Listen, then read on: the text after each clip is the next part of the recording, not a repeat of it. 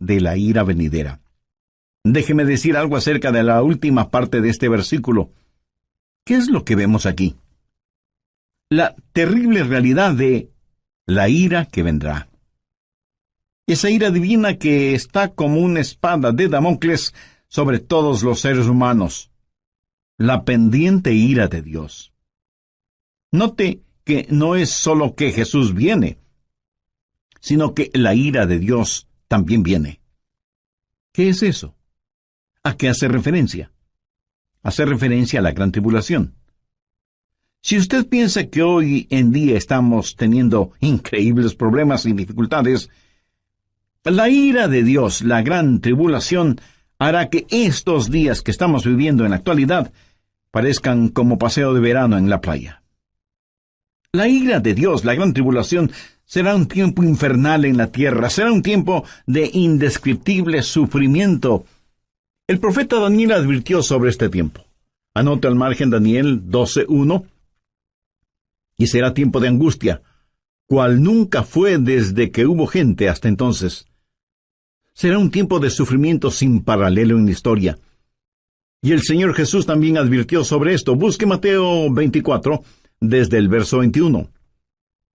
Porque habrá entonces gran tribulación, cual no ha habido desde el principio del mundo hasta ahora, ni la habrá. No estamos hablando de una tribulación normal, no estamos hablando de los tiempos oscuros y terribles que los creyentes han conocido y vivido a través de los siglos. Estamos hablando de un tiempo sin precedentes. Daniel habla de tiempos problemáticos. Jesús habló de la gran tribulación, y Pablo lo identifica como la ira que vendrá. En el capítulo 6 de Apocalipsis se describe la ira que vendrá. Veamos desde el verso 15. Y los reyes de la tierra y los grandes, los ricos, los capitanes, los todopoderosos y todo siervo y libre, se escondieron en las cuevas y entre las peñas de los montes, y decían a los montes y a las peñas: Caed sobre nosotros, y escondednos del rostro de aquel que está sentado sobre el trono, y de la ira del Cordero.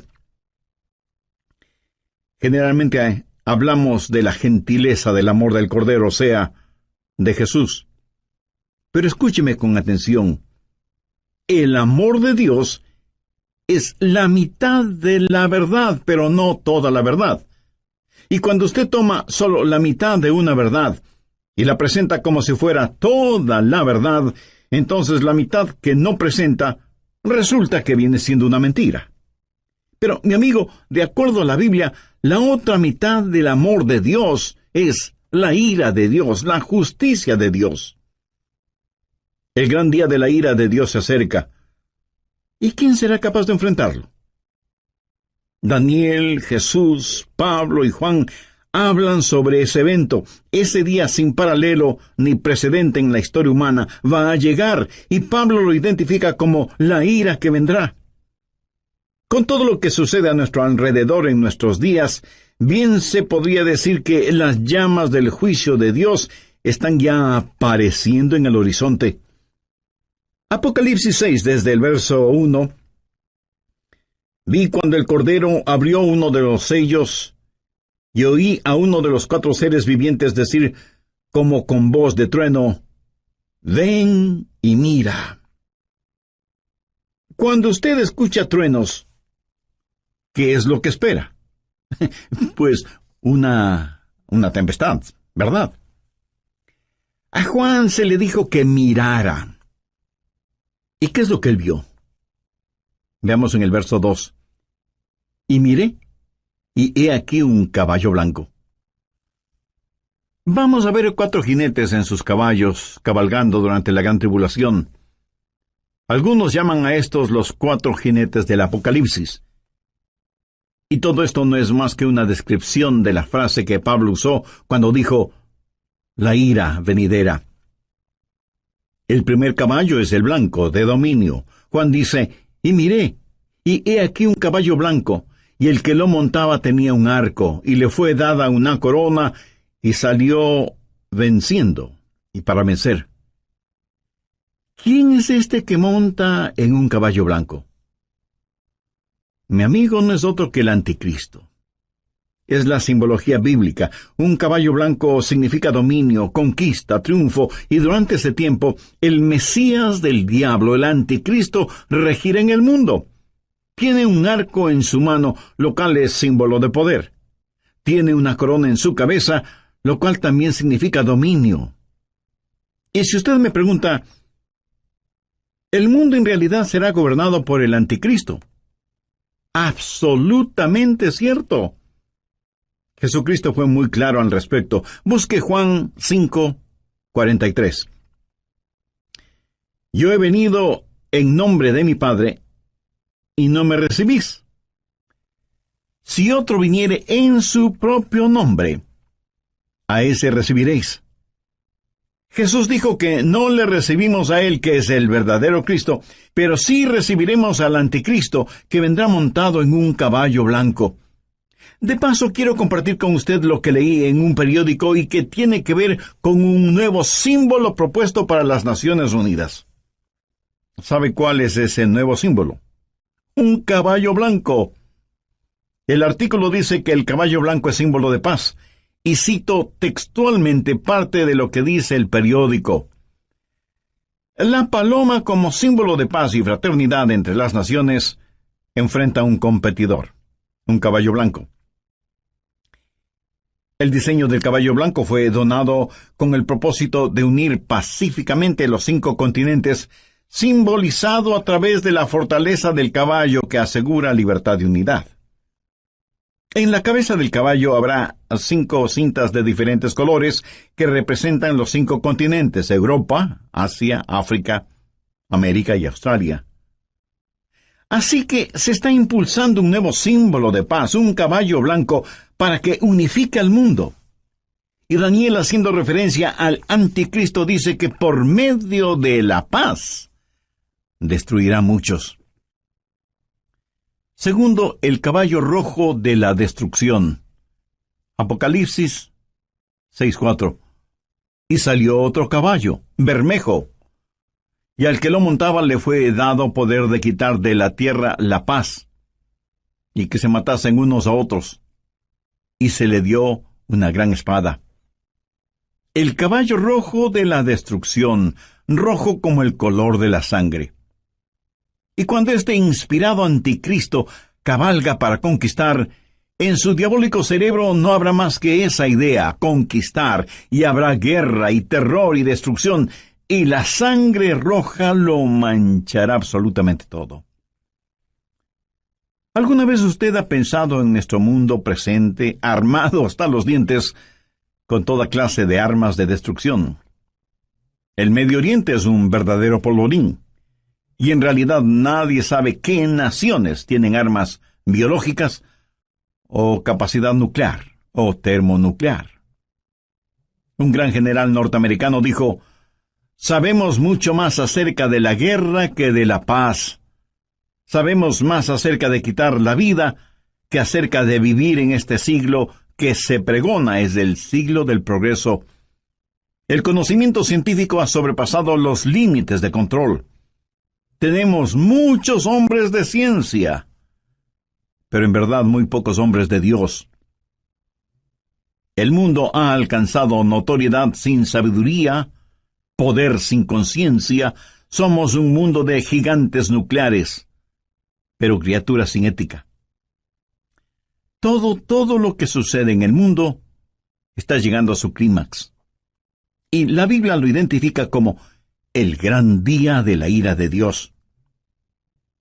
Con la llegada del caballo rojo de la destrucción, el espíritu del odio que está en el anticristo inflamará los corazones y las mentes de los seres humanos y causará que los padres maten a sus propios hijos y que se maten entre hermanos.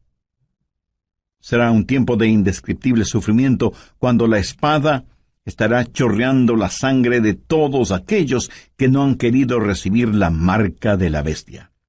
Y los cadáveres estarán abandonados en las calles, llenando con olores putrefactos el aire, en donde se mezclarán las lágrimas y el llanto de los vivos con el pedido de auxilio de los moribundos.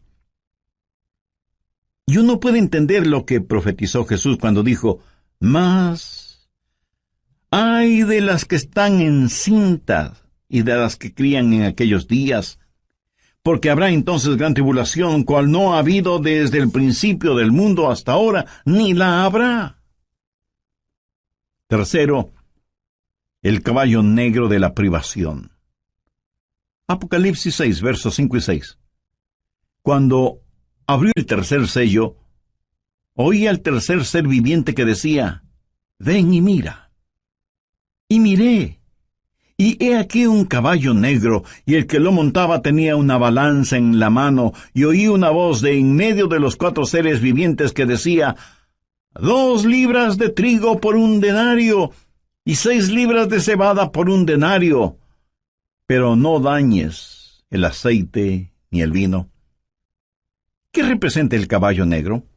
Representa hambruna, invariablemente, porque después de una guerra sigue la hambruna. La balanza en este pasaje, usada para pesar harina, habla de la escasez de los alimentos y nos habla de precios elevadísimos y naciones que se mueren de hambre. 1 libra de trigo o cebada representa una comida, y esa comida costará todo un día de trabajo, o sea que será necesario el trabajar todo el día para poder comprar algo para comer. ¿Sabía que ya vivimos en un mundo en donde más de la mitad de la población vive en perpetuo estado de hambre? Ahora imagínese lo que será durante la gran tribulación, cuando los hombres inflamados con un espíritu de odio preferirán ir a la guerra antes que trabajar en la tierra. Por la historia aprendemos que cuando el general romano Tito Vespasiano, en el año 70, cercó a Jerusalén, impidió el abastecimiento de alimentos desde fuera de la ciudad y confiscó todos los alimentos que encontró dentro de la ciudad para su propio ejército. Fue tal la hambruna que se sintió en Jerusalén que, según los historiadores, las madres casi enajenadas por el hambre mataban a sus bebecitos para comérselos. Jesús dijo que un tiempo mucho peor que eso está por venir. Cuarto, el caballo amarillo de la destrucción. Apocalipsis 6, versos 7 y 8.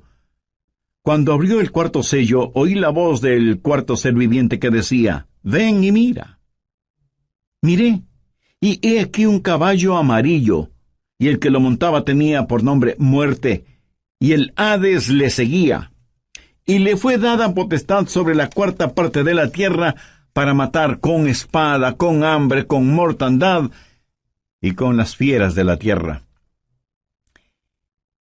En el original griego, la palabra amarillo describe un color verde amarillento pálido. Este caballo es el de la destrucción, y millones de seres humanos serán destruidos. Esto nos enseña que en los oscuros días de la ira venidera habrá un odio generalizado, inspirado por el anticristo, y las masacres serán las consecuencias de ese odio, y la sangre correrá como ríos, y el hambre producirá muerte, y después de la muerte, el infierno. Se dice que a veces más gente muere después de terminada una guerra que durante la guerra misma. Y usted preguntará, ¿cómo puede ser eso posible? Amigo, después de la guerra hay una explosión de pandemias, infecciones, plagas. Pero en este pasaje, note que después de la muerte viene el Hades. ¿Qué significa eso? La muerte reclama el cuerpo, pero el Hades reclama el alma.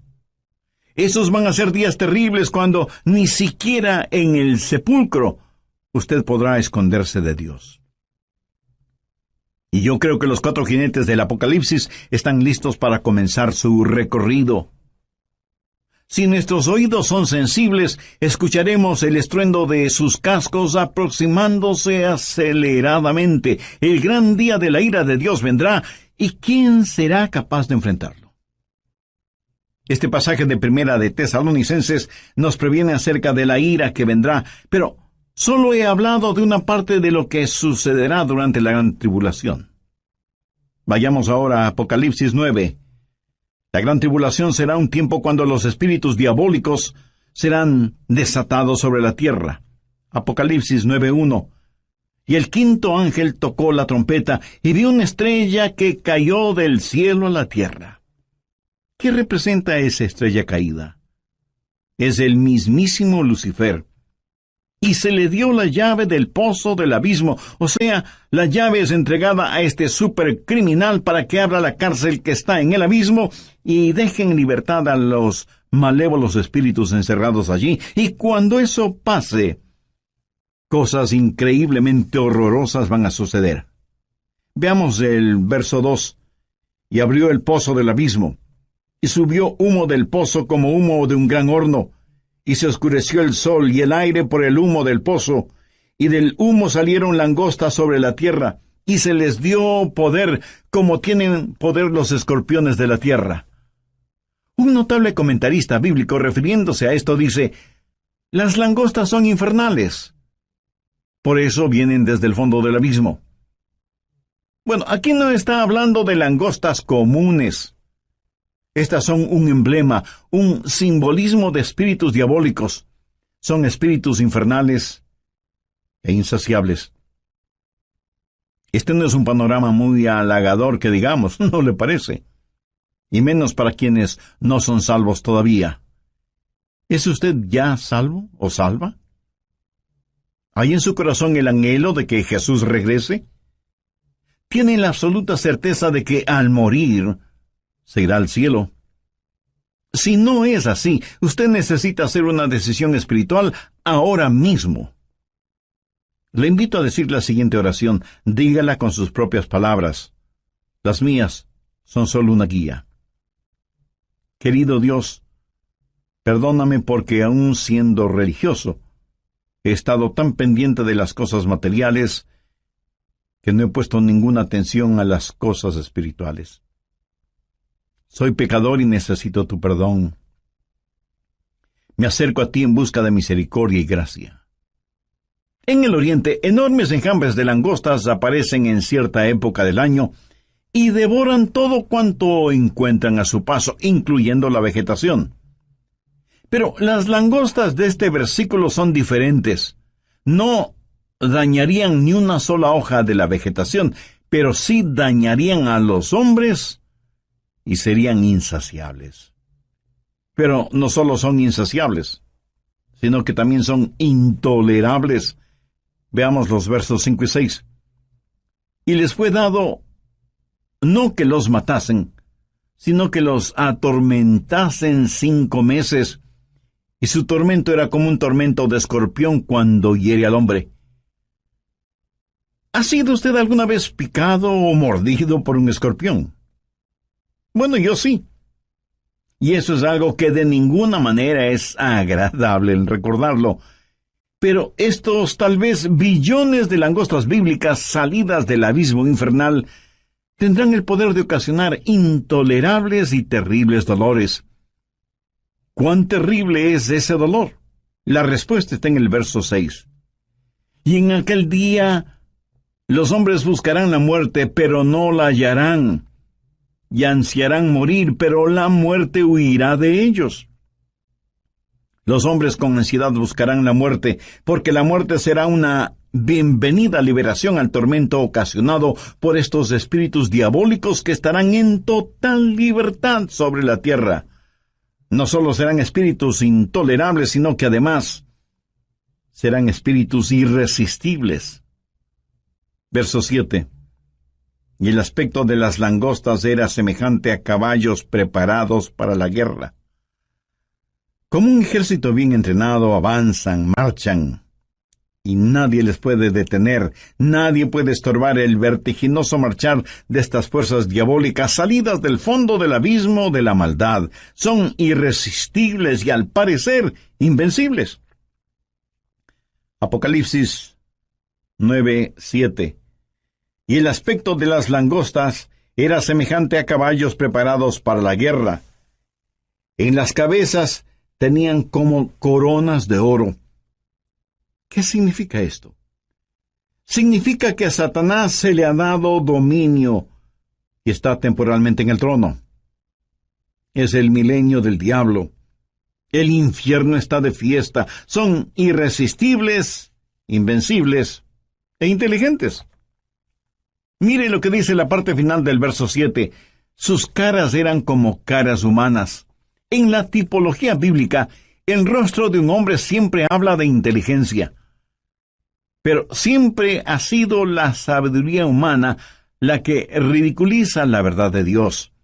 El interés de Satanás siempre ha sido el controlar la mente del hombre, no tanto su corazón y conciencia.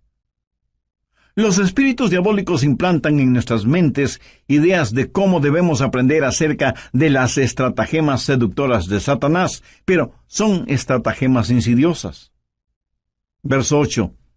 Tenían cabello como cabello de mujer, sus dientes eran como de león. Mi amigo, estas no son langostas ordinarias. El cabello de mujer habla del carácter seductor y atractivo de las fuerzas diabólicas. La Biblia nos advierte acerca de los espíritus seductores. Y el diablo seducirá a millones con encantos femeninos. Pero debemos mirar más allá de todo lo que ofrece como atractivos este ángel de luz, porque él es en verdad un león rugiente. La Biblia dice, sus dientes eran como de león, para devorar y destruir a quienes caen en sus garras, insidioso y engañador, con pelo como de mujer, pero con colmillos de león. Los espíritus diabólicos son además insensibles. Veamos el verso 9. Tenían coraza como corazas de hierro. ¿Qué significa esto? Que por un periodo de tiempo ellos eran inmunes a cualquier daño. A los débiles y pecadores seres humanos no les servirá de nada el tratar de luchar. ¿Cuán frecuentemente desestimamos el poder de Satanás y nos reímos y hacemos bromas al respecto? Lo cual es una necedad, porque estos espíritus diabólicos son insensibles e inescapables. Note lo que dice la segunda parte del verso 9. El ruido de sus alas era como el estruendo de muchos carros de caballo corriendo a la batalla. Por todas partes el aire está lleno con los ruidos de estos espíritus diabólicos, a quienes usted ni puede ganar en astucia, ni en nada. Veamos ahora el verso 10. Tenían colas como de escorpiones y también aguijones, y en sus colas tenían poder para dañar a los hombres durante 5 meses.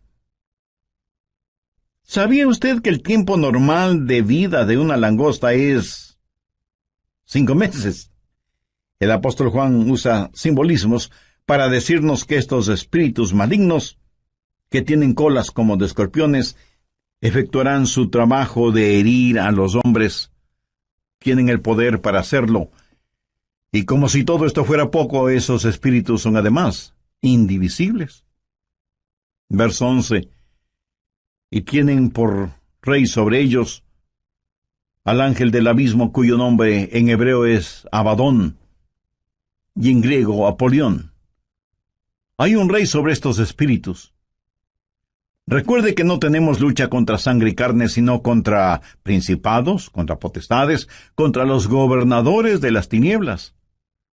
Abadón o Apolión literalmente significa destrucción. Un poderoso príncipe infernal, tal vez Satanás mismo, es quien los guía para que torturen a los habitantes de la tierra durante la gran tribulación, o sea, durante la ira venidera. En segundo lugar, hay una anticipada espera. Veamos 1 Tesalonicenses 1:10. Y esperar de los cielos a su Hijo, al cual resucitó de los muertos, a Jesús, quien nos libra de la ira venidera. ¿Lo ve? Esperamos por su Hijo Jesús, quien nos libra de la ira venidera. Pregunta, ¿vivirá la iglesia la gran tribulación? ¿Estará la iglesia sujeta a la ira que vendrá? Bueno, personalmente no lo creo, y le diré por qué. Creo que la Biblia claramente enseña que la iglesia será arrebatada, raptada, antes de que la ira llegue. Veamos 1 Tesalonicenses 5:9. Porque no nos ha puesto Dios para ira, sino para alcanzar salvación por medio de nuestro Señor Jesucristo. El apóstol Juan le dijo a la iglesia de Filadelfia la misma cosa. Veamos Apocalipsis 3:10. Por cuanto has guardado la palabra de mi paciencia, yo también te guardaré de la hora de la prueba que ha de venir sobre el mundo entero. Y usted podría preguntarme, pastor, eso es lo que Juan le dijo a la iglesia de Filadelfia, pero no a nuestras iglesias. Vayamos rápidamente a Apocalipsis 3:13. ¿Qué dice? El que tiene oído, oiga lo que el Espíritu dice a las iglesias. Lo que se le dijo a la iglesia de Filadelfia también es para nosotros. Si guardamos las palabras de su paciencia, Él nos librará de esa hora de tribulación. Dios no derrama su ira sobre sus hijos, Él disciplina a sus hijos. Antes de que un reino declare guerra a otro reino, ¿qué es lo que hace? Llama a sus propios ciudadanos a que salgan de ese reino antes de declarar la guerra. Antes de que Dios hiciera llover fuego y azufre sobre Sodoma, el ángel le dijo a Lot, no puedo hacerlo hasta que tú salgas de aquí. Lot y su familia fueron sacados de la ciudad antes de que la ira de Dios se hiciera una realidad. Dios los salvó sacándoles de la ciudad. Antes de que Dios enviara el diluvio en tiempos de Noé, ¿qué es lo que hizo?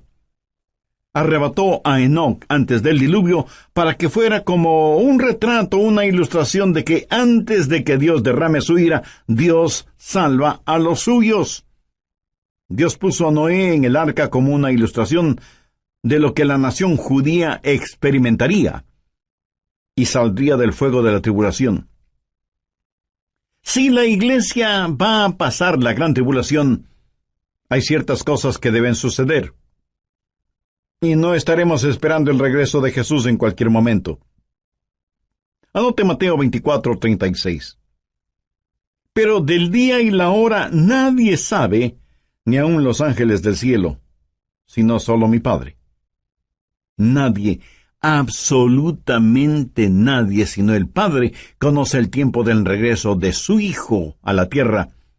Y en Mateo 24:38, porque como en los días antes del diluvio estaban comiendo y bebiendo, casándose y dándose en casamiento, hasta el día en que Noé entró en el arca. Entonces vendrá el Hijo del Hombre. Ahora escúcheme. Comer, beber, casarse o dándose en casamiento no es precisamente la gran tribulación. Es cierto que para algunas parejas su cónyuge es una gran tribulación. ¿Qué es lo que dice Mateo 24:42? Velad pues porque no sabéis a qué hora ha de venir vuestro Señor. Y en el verso 44 leemos, por lo tanto, también vosotros estad preparados porque el Hijo del Hombre vendrá a la hora que no pensáis. Si la iglesia va a pasar por la gran tribulación, puedo simplemente comenzar a marcar los días. La tribulación durará 7 años. La divido en 2 períodos de 3 años y medio y puedo comenzar a contar. Pero la Biblia dice que debemos esperar por Jesús, debemos esperar su regreso de los cielos. No debemos estar esperando la tribulación. Marcos 13, versos 32 y 33 dicen, pero de aquel día y de la hora nadie sabe, ni aun los ángeles que están en el cielo, ni el Hijo, sino el Padre. Mirad, velad, llorad, porque no sabéis cuándo será el tiempo. Una y otra vez el Señor nos dice que debemos estar listos. Él nos ha librado de la ira venidera. Si la iglesia va a pasar por la gran tribulación, entonces, en vez de estar mirando hacia arriba, debemos estar mirando alrededor, esperando no a Cristo, sino al anticristo. No habrá la esperanza bendita, y la muerte sería mucho mejor que pasar por la tribulación para llegar al reino. Sí, hay una ira pendiente, pero también hay una anticipada espera. Nosotros esperamos por Jesús. hay también un servicio ejemplar. ¿Qué debemos hacer? Pues estar listos para el rapto. ¿Cómo los creyentes de la iglesia primitiva se preparaban para el rapto? Veamos 1 Tesalonicenses 1:9. Porque ellos mismos cuentan de nosotros la manera en que nos recibisteis y cómo os convertisteis de los ídolos a Dios para servir al Dios vivo y verdadero y esperar de los cielos a su Hijo, al cual resucitó de los muertos, a Jesús, quien nos libra de la ira venidera. En primer